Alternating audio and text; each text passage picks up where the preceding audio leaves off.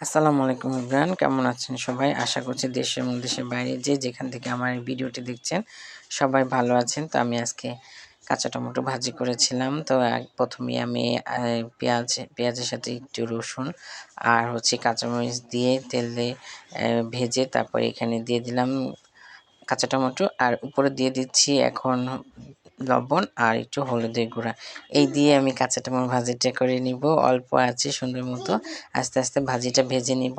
ভেজে নিয়ে আমার ভাজিটা প্রায় হয়ে গেছে। এখন এখানে আমি বেশি করে ধনেপাতা দিয়ে ভালো মতো ভাজিটা নেড়ে নিচ্ছি। তো শীতের সময় শীতের সবজি তো মজা লাগে, সাথে একটু কাঁচা টমেটো ভাজিটা টকটক হয়। তো আমি ভাজিটা কমপ্লিট করে নিচ্ছি। আর রান্না করব মূলা আর আলু দিয়ে রুই মাছ। তো এখানে একটু মজার ঘটনা আছে। তো আমি বের করেছিলাম মুরগি মাংস রান্না করব ভেবে। তো যখন আমি মাছটা বের করতে গেলাম তখন দেখি যে ওখানে পাঙ্গাস মাছ। তো পাঙ্গাস মাছ তুলে রেখে তারপর রুই মাছ বের করলাম আর সাথে একটু মূলাটা দিয়ে দিলাম। এখন আমি রুই মাছই রান্না করব। খুব ইচ্ছে ছিল আজকে মুরগি খাবো, তো সেটা তো আর হলো না। তাই এখন আমি রুই মাছ দিয়ে মূলা দিয়ে রান্না করছি। যেই মজার ছোট্ট একটা ঘটনা সেটাও আপনাদের সাথে শেয়ার করলাম।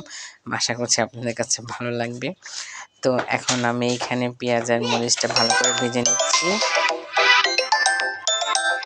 ভেজে নিয়ে এখন এখানে আমি দিয়ে দিলাম আদা রসুন বাটাটাও তেলে ভেজে নিলাম। তারপর হলুদের গুঁড়ো, মরিচের গুঁড়ো আর দিয়ে দিচ্ছি ধনিয়ার গুঁড়ো। তো এইখানেও আরেকটা ঘটনা ঘটেছে। আমার ছেলে হলুদ মরিচের ডিব্বা যেখানে আমি রাখি সেখানে হলুদ মরিচের জায়গায় হলুদের জায়গায় একটা একসাথে মিশিয়ে ফেলছে, যার কারণে আমি মশলাটাও আঁচ করতে পারছি না।